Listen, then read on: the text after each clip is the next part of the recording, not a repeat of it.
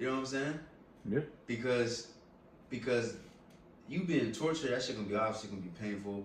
And then they might keep you in for prison for a couple of days, for a couple of weeks. You never know. They might give you some. They might have you regain your strength, put some food in your system, make you feel like, all right, things are looking up for me.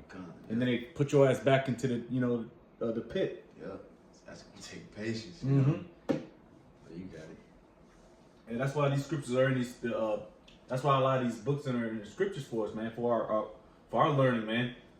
For our experience, man, our knowledge, man, because these brothers, they went through some stuff, man, some shit, man, all through for Yahweh Shem Shai, man, which we're going through now.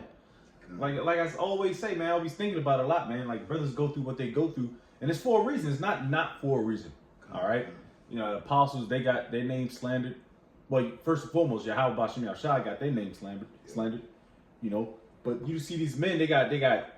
How the fuck you gonna blame these men for 9/11? Right. Like they had the access to flying a plane, right? But they got hemmed up for it.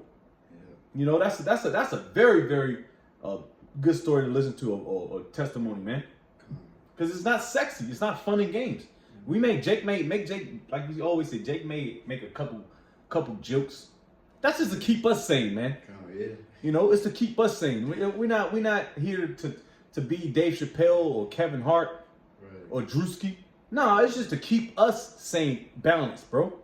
So I'll tell you one thing, there's a couple brothers I know through the spirit that can probably I could take a whole flight, man, a whole city.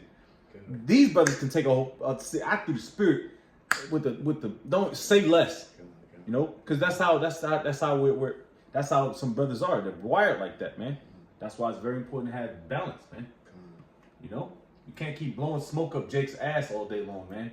So at the end of the day, Jake's gonna find out like this is some bullshit, and you will find out through that technology Esau's about to bring out. Right.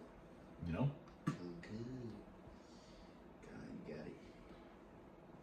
Got it. Back at 37, Hebrews 11:37. They were stoned, they were sawn asunder, were tempted, were slain with the sword. They wandered about in sheepskins and goatskins and being destitute. Oh, that tells you what John the Baptist. Yeah. Because John the Baptist, he was very humble. Yeah. He rolled out there with the sackcloth and the honey the cicadas. Yeah, the cicadas. I figured. Yeah, you know, that's come on, man. Yeah. This is being destitute, afflicted, and tormented, of whom the world was not worthy. They wandered in deserts and in mountains. Hey, so like he said, these different men was destitute, wandering around. Like what the scripture says, a continual moving is hateful or something like that, or is a miserable life. So, you know, a lot of our forefathers were pilgrims, slaves. Yeah, they're nomadic. You're right. In a different country, you gotta move around, gotta move here, gotta go. That shit is miserable, man. Yeah. You know what I'm saying? That shit ain't cute. Like, that shit ain't comfortable. No. You see what I'm saying? Then it says, of whom the world was not worthy. And that's true. This world is truly not worthy of us. And not saying that proudly is just true. Because we do this, really, we trying to save our people. But we understand 2/3 is going to be destroyed. But still, it's like, you spit on our face, y'all try to kill us. And it's like, nigga, we trying to help you. Yep. You know what I'm saying? Yep. So they just treat us like dirt, you know, and it's crazy because I was just thinking too earlier, like, damn, it's like in this world you would think like somebody like a murderer or a pedophile or some evil bastard like that would be the most hated people on the earth, but really it's Yahweh Shai and his men. Yep, that's fucking sad, man. It is. When we literally trying to, we just want clean water.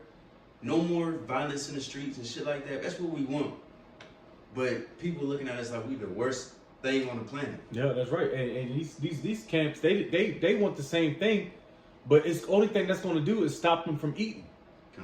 You know what I mean? Because these jakes can just push all this, stop the violence and all this bullshit come together, shit, man. But at the end of the day, it's that non-violence is not going to make them money, man. They need an adversary, so to speak. And that adversary, and I don't hate to say it, is Yahweh Shem Shai to these niggas, man. You know, they don't want to call them a name.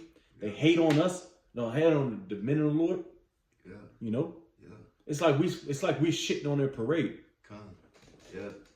Hey, so like one more thing. Cause yeah, just Jeremiah. I always think about Jeremiah. When I think about niggas, I think about the relationship between Jeremiah and those niggas back in the day. Because at first, he was very loving and praying for them and like, you know, trying to make an intercession between them and the Lord. And then after he suffered persecution, thrown into a well. I forgot exactly when, but after he, seen the nature of niggas, then that's when he was like, man, fuck these niggas. I pray the Lord kill these niggas. And this is why these people gotta die, because this is literally the greatest thing on earth to be. This is the gospel. This is good news, and you just want to reject it. That's why you gotta die. But Salaki, that's right. Yep, back at it. We got back at verse 38. It says, "And in dens and caves of the earth, and these all having obtained a good report through faith, received not the promise. The Most High having provided some better thing for us, that they without us should not be made perfect." Right, and so hey, I'm gonna say it one more time.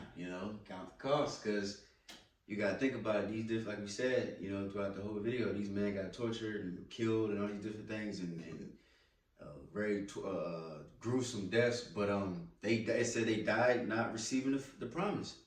You know what I'm saying? So they back here today, still prophesying, still getting persecuted. So you know what I mean? We gotta have the faith that even if you do die, we still gonna receive the promise anyway. In the future. But that's right. Yeah, straight up. Yeah, and the thing about those prophets, they knew about reincarnation. Hey, us today, we gotta beat it into Jake's brain that reincarnation is true. They knew it. They knew the breakdowns of that. The breakdowns they wasn't really sure of through our past prophets. Was a lot of these heavy prophetic times, man. So and through the spirit and the blessings of Yahweh and the mercy of Yahweh Shai, we were able to receive that through our teachers, man. So we don't really take this thing too lightly, man. Like a lot of you cookout Israelites do. Y'all think this is a fad, it's sexy. The next 30 years, they're gonna be chanting your name here on earth. Still prophesying. This is what niggas want to prophesy for 70 years. Right. Like they don't mean like there's no, come on, man. Right. I'm prophesying for a reason, bro. Right. It's bad enough Jake gotta wake up in the go to work and deal with his bullshit. Yeah. And then of course we gotta go do our real work, which is doing the work of Yahweh Shai. So it's nothing really sexy about this thing, man. Unless you want to work a lot of hours. You good? You need more perception? Okay, con. So hey, with that, hopefully that was edifying. And give all praise and glory to Yahweh Bahashem, Yahweh Shai, Bahashem, Kakadash. And the honors to the apostles of GMS, Ruel, shalom to the faithful men, continually doing the work of the Lord. For them to say shalom. Shalom.